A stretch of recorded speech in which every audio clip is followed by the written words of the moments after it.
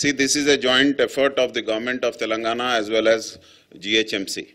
So there are two components. One is the maintaining the road, beautification, greenery, etc. That is separate. The other one is on the exact function of this workshop. అది సెపరేట్గా జరుగుతుంది.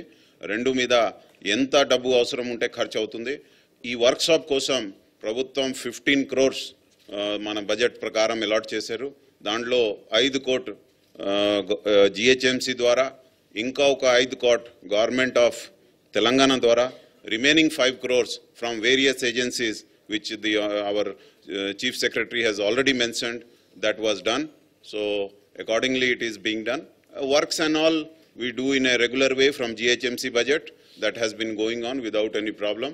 బహుశా మీరు ఈ మధ్యలో సిటీలో మార్పు వచ్చిన రోడ్ నంబర్ 36 ఫలక్నుమా రోడ్ అన్నీ కూడా చూసి ఉంటారు.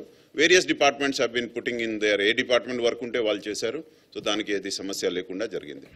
మీరు మాకు అప్పుడు మాత్రం గొర్రెపులం కోసం దావా తీయాలి, ఇస్తారు కదా, కొంత కలుగోటు కూడా తేవాలి, తెస్తారా తేరా?